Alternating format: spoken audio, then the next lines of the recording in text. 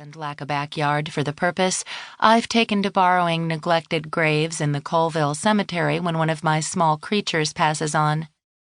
Nobody pays any attention to a sad-faced woman with a hand trowel planting flowers on an old grave. Most people look away, not wanting to see either grief or crazy, so it's never a difficult thing to slip a small body into the earth beneath the begonias or the petunias, or whatever flower I've chosen to commemorate the occasion. If the storm holds off, I have just enough time before work to lay Oscar to rest. I've picked out the perfect grave for Oscar. It's away from the road, shaded by a tree. Tom Childers, 1950 to 1956. May he rest in peace. I figure Tom and Oscar can be company for each other.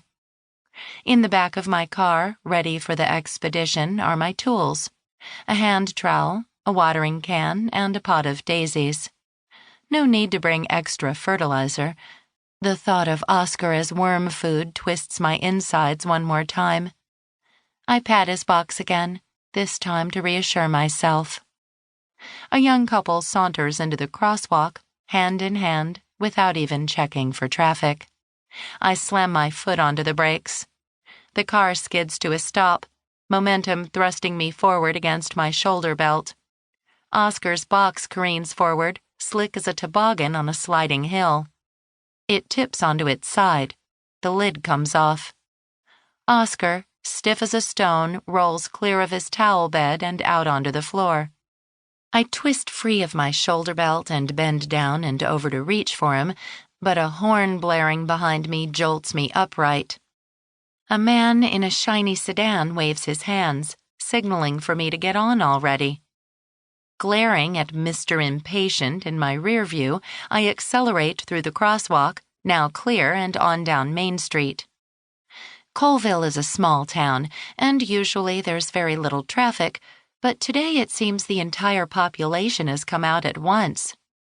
Keeping one hand on the steering wheel, peering over the dash, I try to corral Oscar and get him back into his box, but I can't quite stretch my arm far enough while keeping an eye on traffic. Approaching 3rd Avenue, I think I've caught a break. The light is red.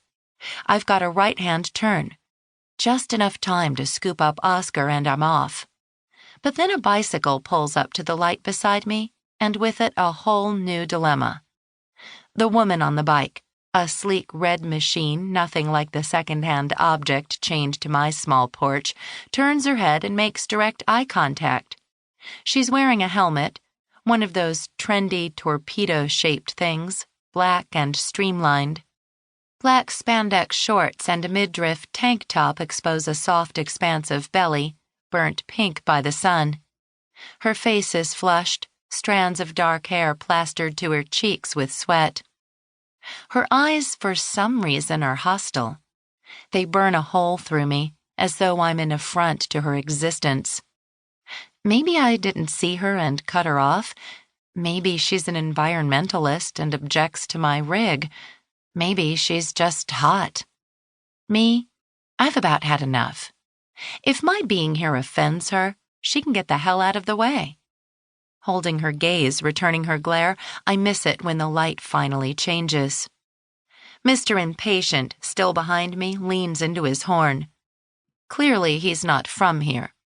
On another day, maybe I'd ignore him. Who cares if I hold up traffic for a minute? So what if we all miss a light? Today, I'm rattled and off-kilter.